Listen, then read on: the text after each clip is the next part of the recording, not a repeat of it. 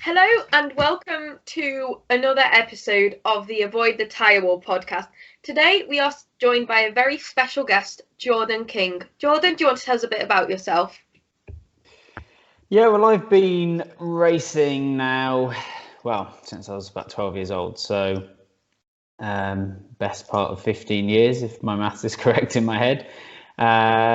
Started in karting, worked my way up through karting, and in the UK, then into Europe and the World Championships, and then moved into cars, and then pretty much do the same sort of thing again, moving up through the karting ranks, all the way up to Formula 2, test driver in Formula 1.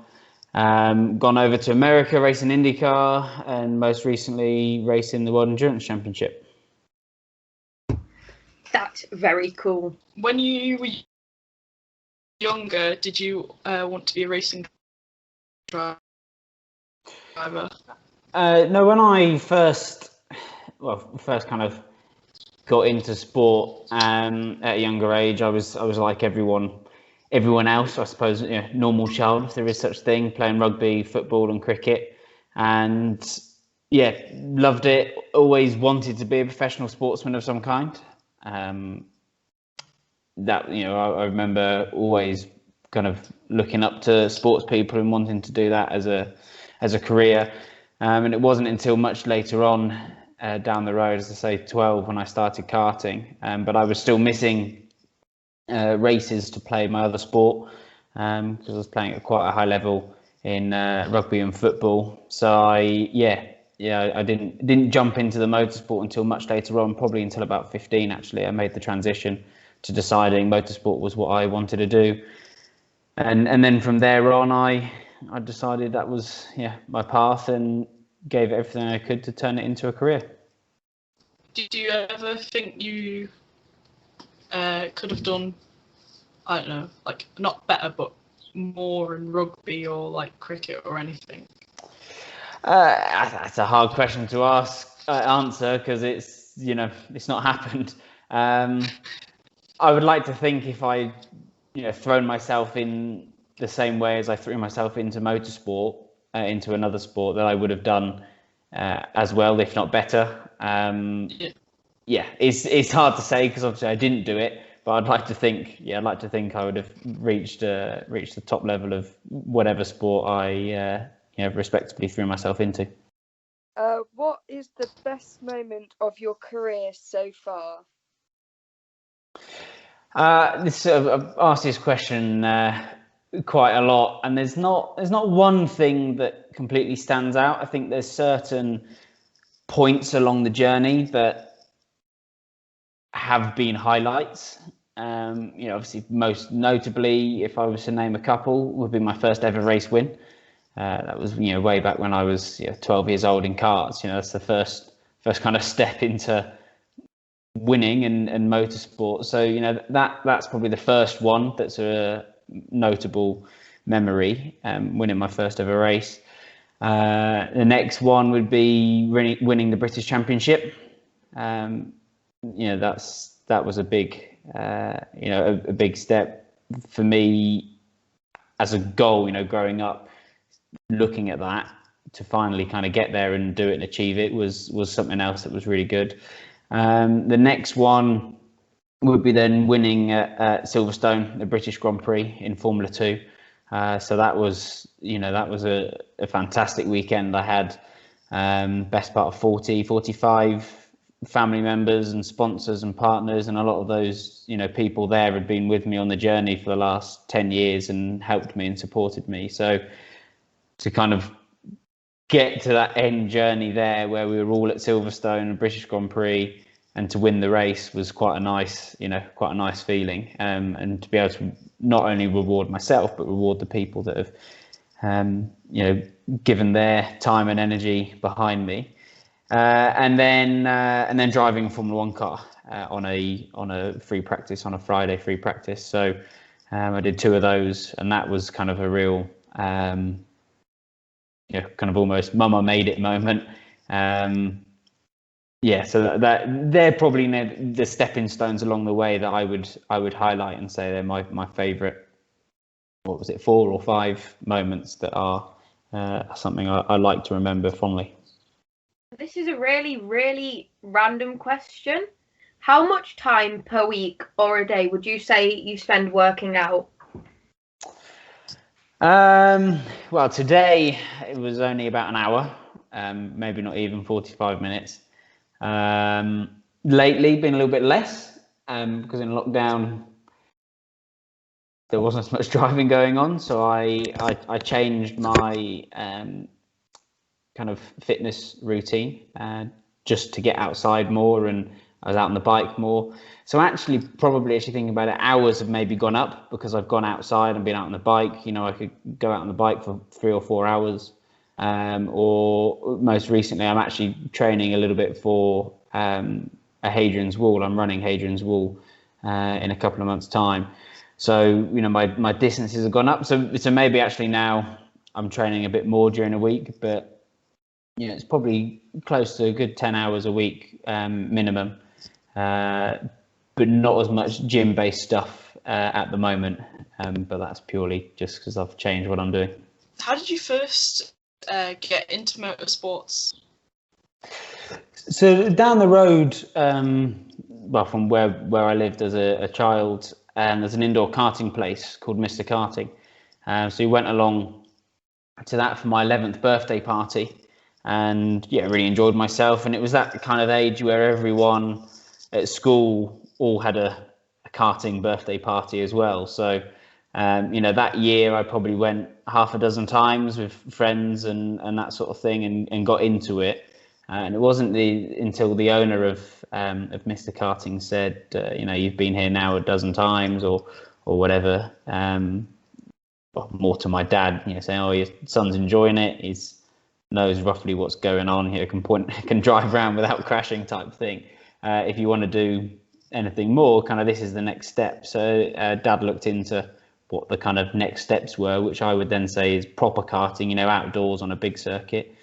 And went from there. And as I say, the first few years it was really just a hobby. I was missing races to play my other sports, as that was still what I wanted to do. But yeah, as soon as you start winning, it pulls you in, and you get addicted to it. What different emotions have you experienced? Every emotion under the sun. I think the biggest thing, or for myself anyway, I think I'm quite good at dealing with my emotions. Not so much suppressing them, but understanding them quite well and understanding how to deal with them. You know, you wouldn't be human if you didn't get nervous before a race. You know, and then excited, and obviously if you do badly, you're sad and depressed in some instances, and then when you do well, so you get overwhelmed with joy. But the amount of adrenaline that's pumping through your veins and all the hormones that are going around, it's I find it beneficial to be able to kind of control those and still be able to operate in what I would call kind of your high performance zone, rather than letting those run away and influence your performance. What was the path like to get to your position now? Never a straight path. It's a very bumpy road. At the start, you know, when you're karting and you're moving up, it's not too difficult. It's a pretty straight road. There's a few little zigzags, but you move up through karting, and then when you first jump into cars, you know, you start at the bottom of the tree in cars again. But the main thing is finding sponsors.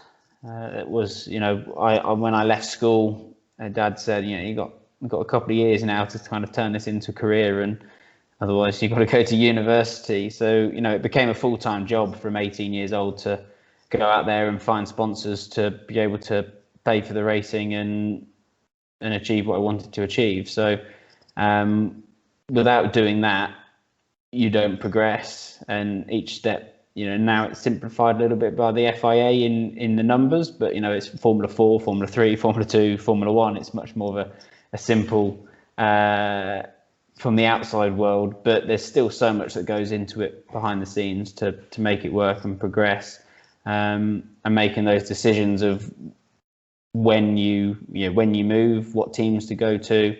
That's all the single-seater world, but then obviously there's a massive world of sports cars and endurance, and then there's prototype racing. So there's everything in Asia, there's everything in America. So the big headline stuff is the Formula stuff from Formula One down, but actually the sport's much, much bigger elsewhere, and making those decisions of where to go and what to do is the tricky part. What has been the toughest challenge that you've gone through during your career?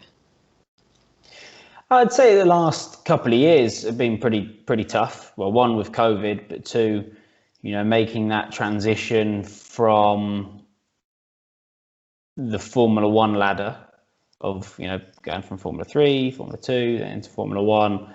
I went across to America. That wasn't only a change in my racing environment, but also a personal change. I went out there and lived there. I literally just packed a bag, jumped on a plane and turned up to an apartment that I rented from, a Google search. So, it was quite a big personal change, leaving kind of family and friends behind and literally just rocking up with a bag and knocking on the door and being like, "Hi, I've arrived," type thing. And then from there, you lose sponsors, you gain sponsors, you then try and find other places to get a race seat. And, the last couple of years, or the last year with COVID, everything's been cancelled. Lots of manufacturers are pulling back their support within the sport. Lots of the gentleman drivers are not investing in the sport as much. So it's a real, it's a real tricky situation at the moment, trying to find, seats to jump in and drive. Who has been your main inspiration or hero throughout the other sports you had played and now throughout motorsport? I've never been one to have kind of a hero or an idol that I look up to, purely from the basis that I want to be the best, and if you're looking up to be someone else, you're already setting yourself a ceiling, aren't you? So for myself, I've always just wanted to kind of be the best I can be and push myself. I'm quite big on my own self-motivation. I don't need someone to motivate me. I'm my world's biggest critic. I've never really needed, a target to aim for in that sense of someone else, or have someone on my shoulder, pushing me, because I was always the one pushing myself. But then I do have people, I admire what they've achieved, whether it's in the business world or in the sport world. There's certain people that you look up to and you go, gosh, they've done a really good job. If I could replicate part of what they've done, I would, I'd be pleased. I suppose it's easier to acknowledge that if they're not in your sport as well. So actually, I look quite a lot at things like athletics, the Olympics, the running events there, because for me that's a real pure sport.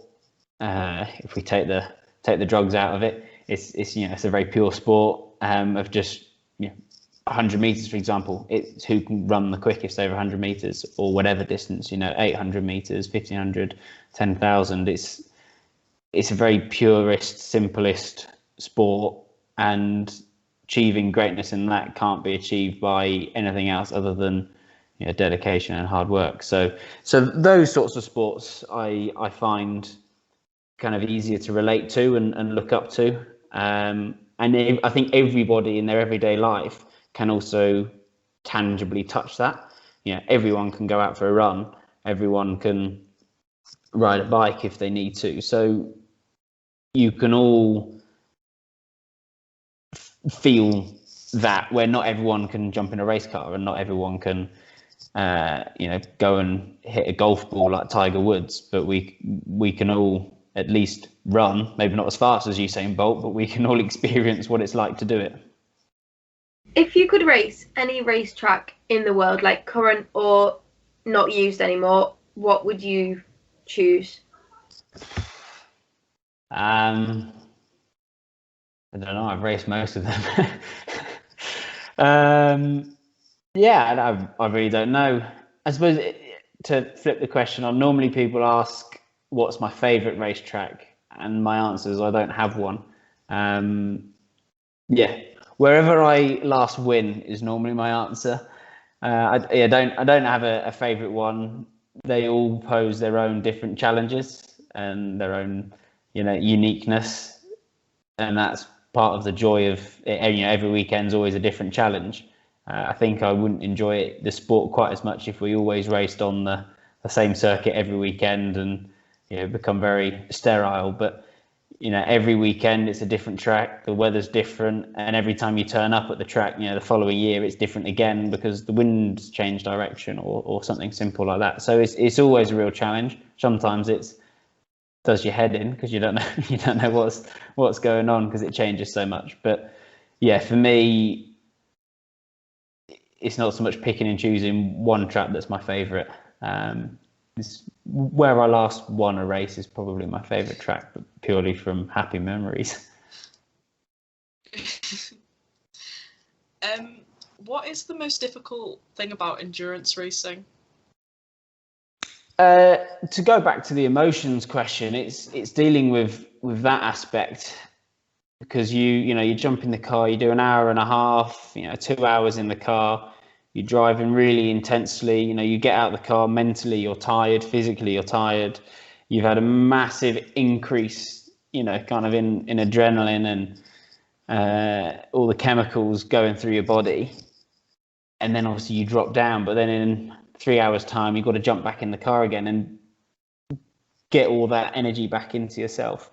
For Le Mans, for example, you start Le Mans, it's a 24-hour race, and you get started and you do 20 minutes in the car at the start of the race, and you're all excited, and then you're like, oh no, I've still got another 23 hours and 40 minutes to go. So it's really kind of trying to actually manage your energy levels, your emotion, and not have too many spikes and troughs, just try and keep it as level as possible. But then the ability to actually switch off, the hardest thing I found, middle of the night, I got out the car at 1 a.m.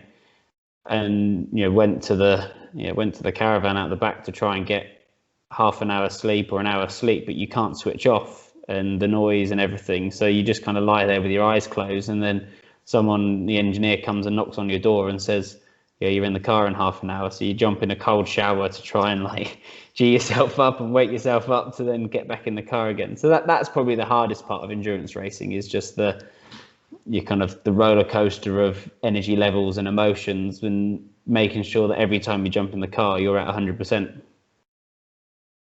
Speaking of Le Mans, what is the atmosphere like throughout the race and just in general when you're there? But the only time you really kind of experience it is at the start of the race, when they've got the flyovers and everyone's on the grid and it's all kicking off. As soon as it starts, you're so locked in your little world and blinkers on of trying to win the race that really I couldn't tell you I saw 2 people outside my little circle. So yeah, I'm sure there's plenty of people having really good times and watching some great racing and having a good party and everything. It sounded like there was lots going on, but you just don't interact with it. You don't have the time and energy to acknowledge what else is going on in your world. When you prep for 24-hour of Le Mans, is it stressful, and what kind of preparation do you have to do? The prep's no different really to every other race weekend, other than the fact it's a longer race. I've done 12-hour races leading up to that, and you say, it's only double that, but 24 hours is a long time. You're a little bit more careful in the practices, I suppose. In the warm-up, you don't want to damage your car. You don't want to, do anything to it that might hinder the performance, because it is such a long race. You need the car to finish. But we start off, a couple of weeks before. We're at the factory. We go through everything, the setup, the data. We're on the simulator.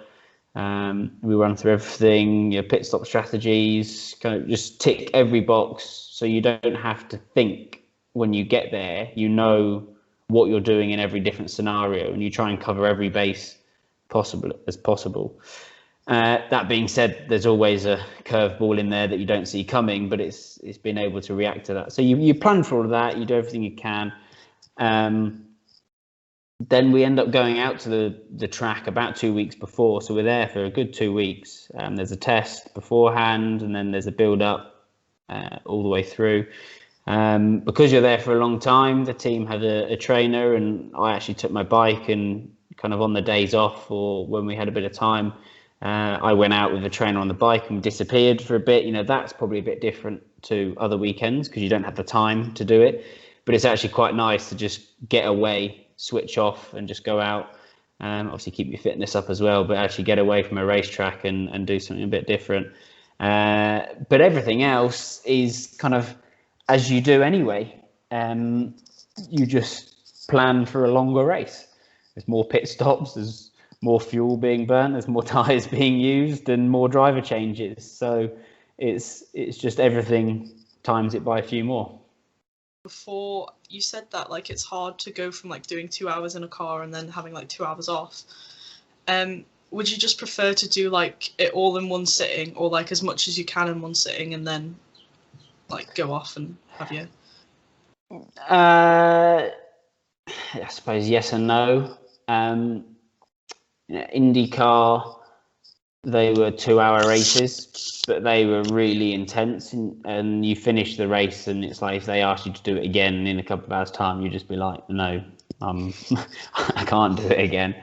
But then the endurance racing, it's not quite as difficult as the IndyCar. They were big, heavy, powerful cars, and you're just pushing that a little bit more. But the endurance racing is really cool. It's so enjoyable. And I actually really like that aspect of you push as hard as you can for, an hour and a half, jump out the car, another driver jumps in, you're then watching him. We all love racing, and actually rather than it being an hour and a half race, it's a 6 hour race or a 12-hour race. So you just get more of the race. So it's great in that aspect. And actually it becomes so much more of a team game because you jump in and you're not just doing it for yourself, you're doing it for the other drivers as well. Okay, you're always doing it for the team back in the factory, but if you make a mistake, it's not just hurting you, it's hurting the other drivers that are involved. So yeah, I really like it. I really enjoy the endurance racing. It's really cool. It's a really nice challenge, and yeah, I would love to do Le Mans until I'm 50 years old. Do you think you prefer endurance racing over like other racing that you've been in? I wouldn't say I prefer it, but I wouldn't say I prefer it less. Yeah. It's different. I enjoy both of them equally, but in different ways. Yeah. Okay. What is the biggest difference between F2 and IndyCar? I suppose IndyCar's quite a diverse championship in the sense they've got lots of street courses, lots of, they call them road courses in America, but what we would think just normal tracks, and then ovals as well. So you've got 3 different elements to the championship. You have refueling, the slightly faster cars. There's a little bit more development you can do on the car. So it's actually probably quite a step kind of in between where Formula 2 is and then Formula 1. Great racing. All the cars are the same, so it's very close. There's quite a lot on strategy with different tyres, more pit stops. But then Formula 2 and Formula 1, they're very close. They're all similar style of racing. I would say IndyCar's potentially a bit harder harder to win a race because there's just so much more going on and so many other people can win races. Whereas in Formula 2, it's quite heavily weighted towards individual teams that are quite strong. And then Formula 1 is obviously the car manufacturer who can produce the best car that year. And the last few years you've seen it with Mercedes. This year it's Mercedes and Red Bull. Whereas IndyCar, I think anyone out of the 25 drivers can win a race. As a sim driver, what is like the actual role of that? Like, what does it participate in doing? Well, I've got two roles, and they're quite different. So for Alpine, it's purely sim based, mainly support for the race team.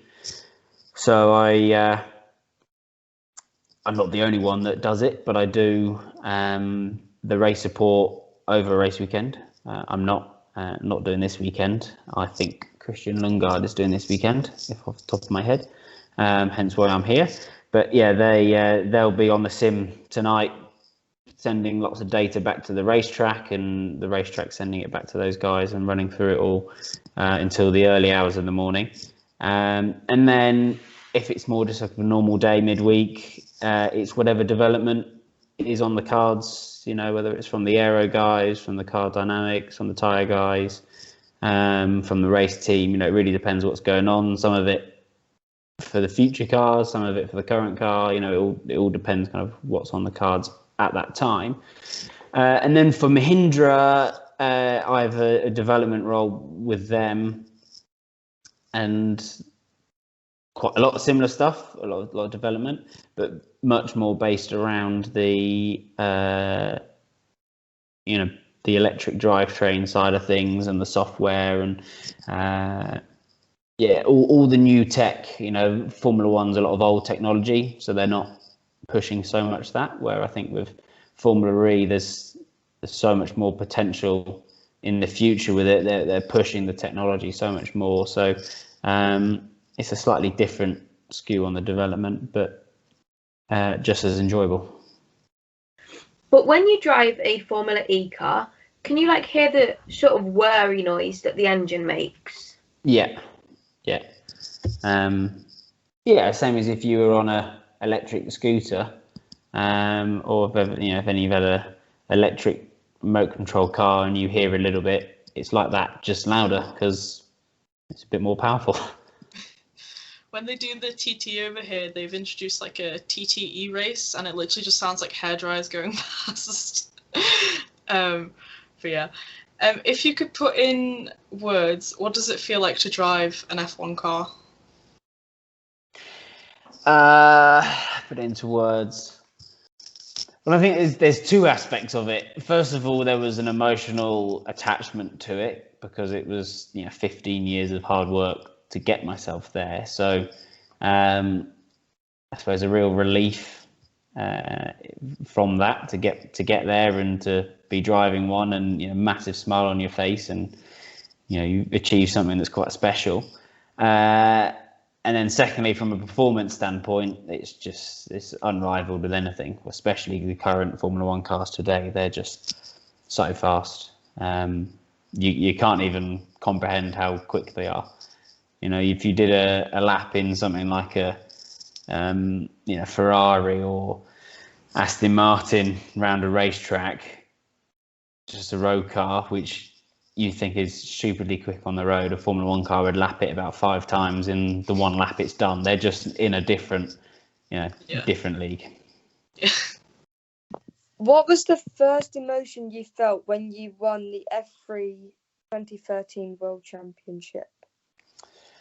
Well, it's a little bit of a strange one because I knew I was going to win it at the start of the race. As long as after the second lap when I was leading the race, I knew I was going to win it. So you kind of have all the emotions going through your body as the race goes on of just, all I've got to do is finish this race. And then you're like, oh, I'm going to win it. So then you're a bit happy, and then you're like, no, stay focused again. So you're going through a real kind of roller coaster of emotions. And then I still actually had one more race the following day. So I won it with one race spare. And it wasn't kind of till, the next day when I won that race, I could then actually kind of almost let myself go, because I still had to, get to sleep that night and concentrate. Okay, I'd won it. I didn't have to, but I still wanted to win races and everything. So it wasn't until kind of the whole weekend was finished and could finally go out for dinner with my dad. My dad was there, and actually kind of be like, oh, we've done it. Like we have actually, we've achieved something quite big here. So it's always a strange one when you actually finally kind of achieve the thing you've been working towards for a long time. When you won it, who would you say was your biggest rival? Well, that year, the two main guys was a guy called William Buller. I think he's either stopped racing or he was racing out in Japan.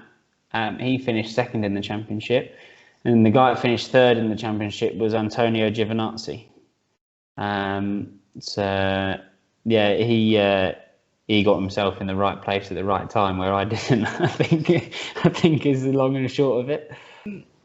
Is there a difference between GP2 and F2 cars? Initially, it was just a names change. So the GP2 and F2 car were exactly the same initially. It was just a name change. Then now there is a new car, which is slightly different. It's a hybrid. It's a turbo engine rather than a normally aspirated. Slightly different chassis. It's got the halo, so visually it's a bit different. But performance-wise, they're fundamentally the same car. If you put them on the track next to each other, they will be within a second of each other. What is the most difficult part about racing? I think the most difficult part is the funding side of it all. You've got, when you look at Formula One now, with multiple billionaires involved, you've got Mercedes spending probably the best part of £500 million a year to win the World Championship. That's at the top of the sport, but then even within the GT world or World Endurance, it's all very reliant on sponsorship and external investment from companies and television rights and people involved in the sport and individuals involved in the sport. So that's the hardest part is the finances, as it is such an expensive sport, with so many people trying to do it and trying to achieve it. And makes it a tough world to live in. What's the best thing about racing? Best thing about racing is winning. That's the best thing. But unless you're Lewis Hamilton, it doesn't seem to come as often as you'd like. But it's the enjoyment of driving. I went and did some karting this week, and it still puts a smile on your face, even just driving around at a local kart track, just doing a few laps for no real reason other than to do some laps. I think if anyone jumps on something that has an engine and gives you some freedom, as you turn 17, you get a road car. People enjoy it. People enjoy having that kind of the freedom. And why else do we go to theme parks and go around roller coasters? We like getting thrown about and we like being scared, and it makes you feel alive. And I think that's part of it. The faster you go and the closer to the edge you go, the more alive you feel and the kind of more excited you get. Or I've always been an adrenaline junkie anyway, so maybe that's just me. What would you say your favourite track in the UK is? I say don't have one. The one that is really quite cool is Thruxton, but that's just basically a flat out oval. It's just cool because it's really fast. But I don't really have favourite tracks. What would your dream road car be? See, I'm a bit sensible on the road. At the moment, I'd quite like to get a Volvo. because I just think they're quite nice. I get a plug-in hybrid Volvo, and I can fit all of my camping gear in it. I can put my bikes in, can take the dog, and yeah, it's all good. I'm really not that bothered. I'm sorry I didn't give you like a Lamborghini answer or something like that. No, that would probably be my ideal road car at the moment. One car I did like as a kind of a teenager that I probably would still get is the Maserati MC Stradale. I just like the look of it. Yeah, and it's not too expensive either. Well, I say too expensive. It's still like £50,000, but it's not, it's not $500,000 like a Ferrari or a McLaren or something. Do you prefer street circuits or purpose-built circuits? Street circuits are cool. I really enjoy street circuits. Just as you get more of a thrill. Yeah, it feels faster. You're closer to the wall. You're so much closer to the edge of crashing. You get more of a thrill from it. I've got one more question though, quickly. I've realised like your trophy cabinet behind you. Which one of those is your favourite and the most fun to get? Well, it's not there, but my British F3 trophy from winning that championship. But it's about 3 foot tall, and it's just a cool one, and it's for winning the championship. So yeah, that's probably one of my favourites. It's time for the best part now. So we ask 9 questions, and you have to name a track, basically. Right. Who is the oldest driver to finish a Formula race, and how old was he? To finish a race? Yeah. I think Fangio was the oldest world champion, wasn't he? So I might just go with him, but it won't be him, but I'll say Fangio. Incorrect. Louis Chiron, aged 55. I did know that, actually. Now you've said it. How many titles did Juan Manuel Fangio win? It's 5, I think, wasn't it? Yep. 1951, 54, 55, 56 and 57. Which 3 races make up the Triple Crown of Motorsport? Monaco, Le Mans and the Indy 500. Correct. Who's the only driver to ever win the Triple Crown of Motorsport? Graham Hill. Yes. Who holds the record for the most amount of time between race wins? Kimi Räikkönen. Ricardo Patrese. Oh, I thought it was Kimi, wasn't it? I think I've said that wrong. Patrese, I think. Patrese, yeah. Ricardo Patrese. I thought it was Kimi, but yeah, I knew he was up there as well. 2,402 days, which is like 7 years. How long was Kimi? Impressive. Kimi was still like 5 years or something, wasn't it? 4 years, 5 years? I don't know. When he started, I wasn't even born yet. What is the name of the driver who won the first ever F1 race? It's dead cool. Yeah. Now you'll say it and I will know it, but I can't think of it right now. Go on. Giuseppe Nino Farina. No, I wouldn't have got that. No, definitely wouldn't have got that. How many father-son duos have won a F1 title? Only 2, and it's the Hills, so Graham and Damon Hill, and Keke and Nico Rosberg. Correct, you get 2 points for that because the next question was, can you name the duos? There you go. Can you name this track? Yeah, that's America. Yeah! Wow, that was like the second person to ever get that question right. How do you feel after getting... I've done a fair few laps around there on the simulator, I can tell you that for free. How many points, Megan?